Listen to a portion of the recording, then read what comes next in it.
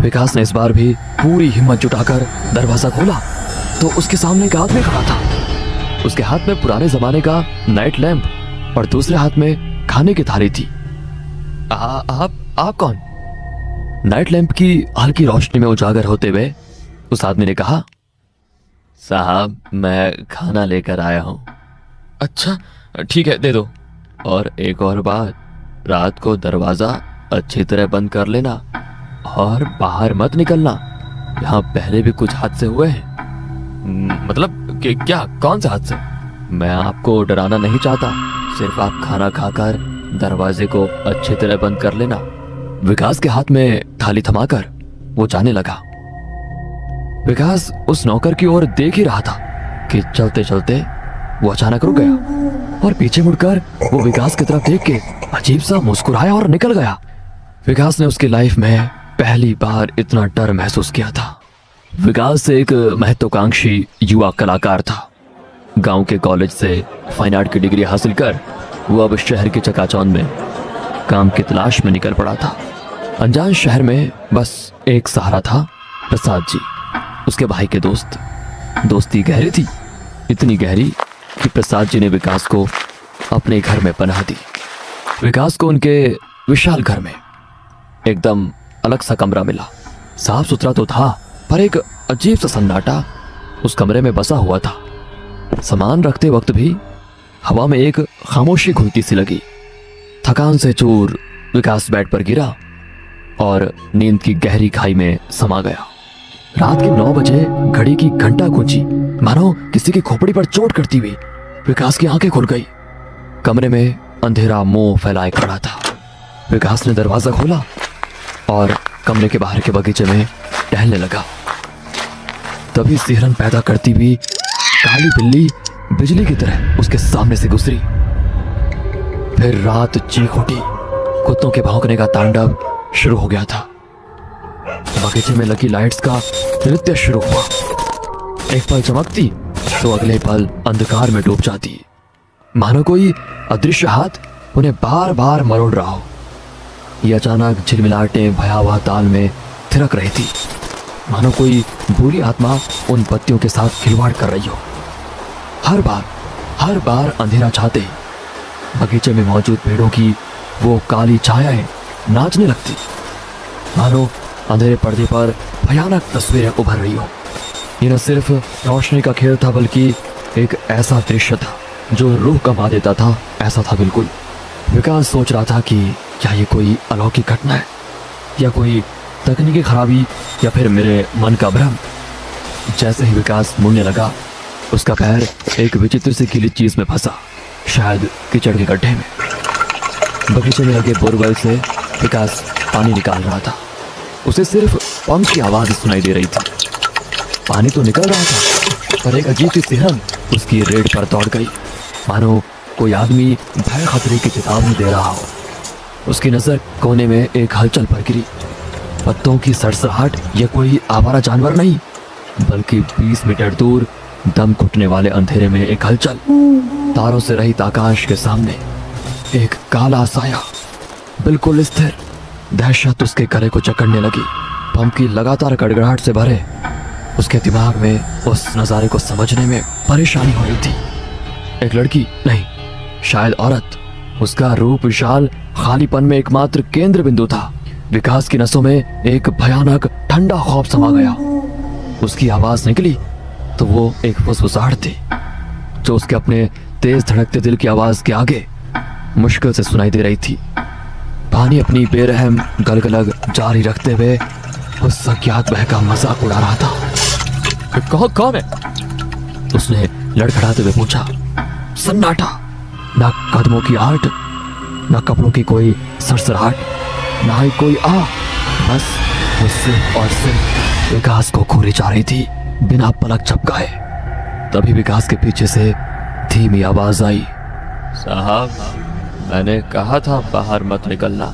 विकास ने पीछे मुड़कर देखा तो वहीं जो कुछ देर पहले उसे शुभ रात्रि कह गया था, वही नौकर खड़ा था। उसका रुख डरावना रूप से सख्त था, मानो वो मानव रूप की एक भयानक नकल हो। उसकी आंखें अब काले गड्ढे बन चुकी थी।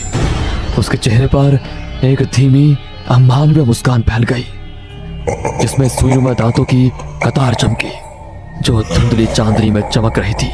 और विकास की आवाज सूख चुकी थी। डर से उसका गला भर गया था। आप यहाँ? वो किसी तरह लड़खड़ाते हुए बोला, साहब, रात के 2 बज चुके हैं। चलिए, मैं आपको आपके कमरे तक छोड़ देता हूँ। लेकिन वो लड़की, औरत? कौन सी लड़की? औरत? विकास अपने हाथ से उसे इशारा करने लगा, मगर वहां कुछ नहीं था। सुबह हो चुकी थी। विकास को एक मीटिंग के लिए जाना था।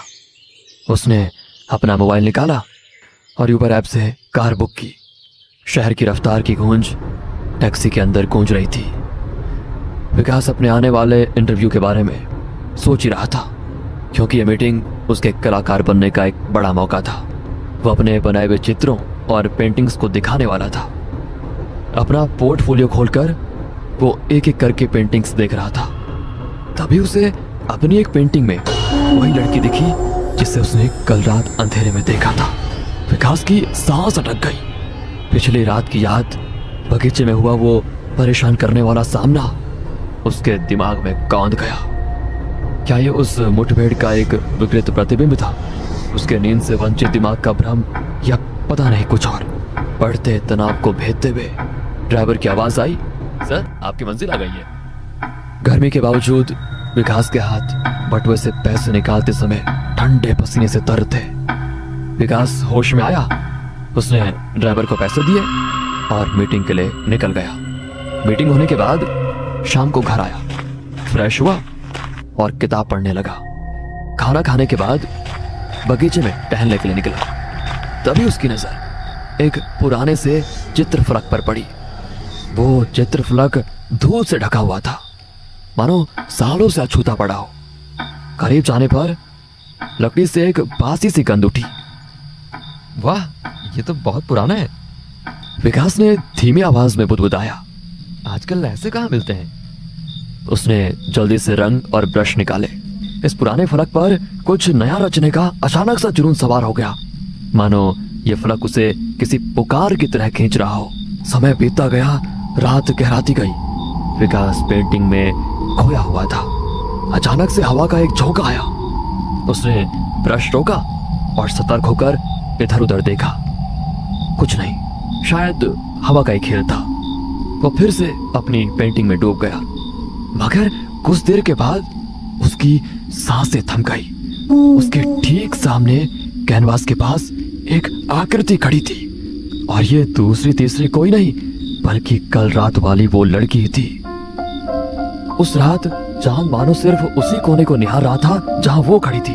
उसकी आभा एक चंदेरी घेरे से खींच रही थी, मानो ये दुनिया सिर्फ उसी के लिए सजी हो। दूर खड़ा विकास उसी को देख रहा था। उसकी सांसें थम गई, मानो ये कोई सपना हो। उसने कभी ऐसी खूबसूरती नहीं देखी थी। वो चांदनी से खिली हुई थी।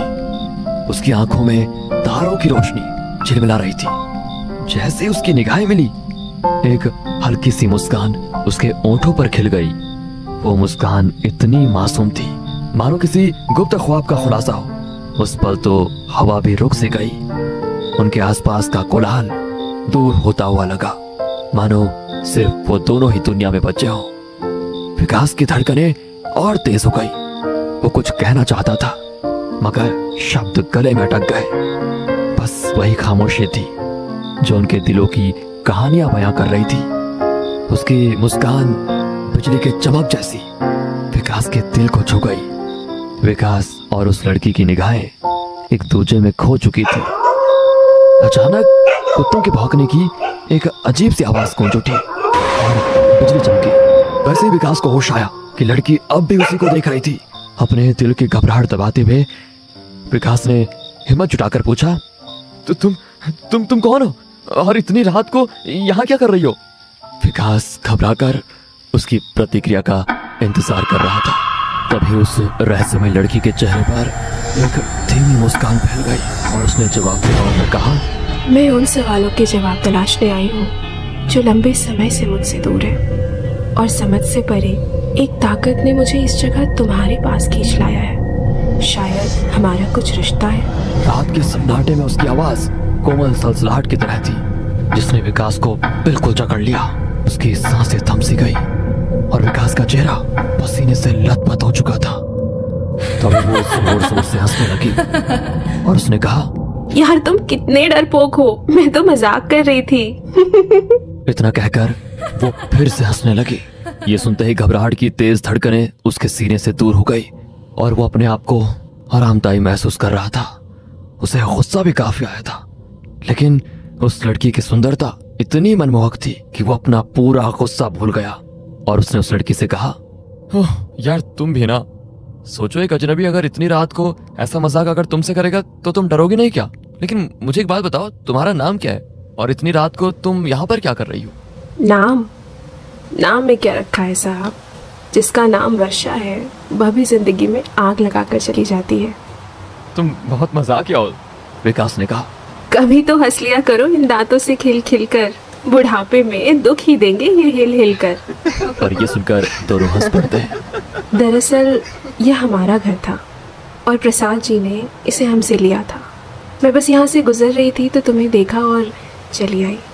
तुम्हारा नाम विकास है ना? मेरा नाम। उसकी बात अधूरी रह गई। अचानक दूर से आती हुई आवाजें हवा में घुल गई। किसी को पुकारने तलाशने जैसा शोर। लड़की चौंकी, उसकी आंखों में घबराहट का साया उभर आया। वो फुसफुसाई और मुड़कर जाने लगी। उसने कहा, मुझे जाना होगा, मेरा इंतजार करना, कल मैं फिर आऊंगी। उसकी आखिरी झलक में विकास को एक बेबस गुहार नजर आई। विकास सवालों के जाल में उलझा हुआ था। रात का सन्नाटा और भी गहरा हो गया, मानो ये पल भी इस रहस्य को अपने आगोश में समेट लेना चाहता हो। उस लड़की की खूबसूरती मानो विकास को सम्मोहित कर चुकी थी। रात गहराती गई। आसमान में चांद सितारों के साथ शाही दरबार सजाए खड़ा था, मगर विकास की आंखों में सिर्फ उसी लड़की की छवि नाच रही थी। बिस्तर पर लेटे हुए वो बार बार उस मुलाकात के पल को याद कर रहा था। उसकी आवाज, उसकी आंखों की चमक, उसके होंठों पर खिली रहस्यमय मुस्कान, सब कुछ मानो उसके जहन में कैद हो गया। हर लम्हा, हर सांस उसके इर्द गिर्द घूम रही थी। रात की खामोशी भी मानो उसके लिए गीत गा रही थी। चांद की किरणें उसकी खिड़की से झांक कर मानो ये कह रही थी, वो वापस आएगी, तुम्हारे इंतजार की खुशबू हवा में घुल चुकी है। विकास की धड़कनें तेज हो रही थी। ये रात, ये खामोशी, ये आसमान, सब कुछ मिलकर एक ऐसी कहानी लिख रहे थे जिसका अगला अध्याय सिर्फ उसी लड़की के आने से पूरा हो सकता था।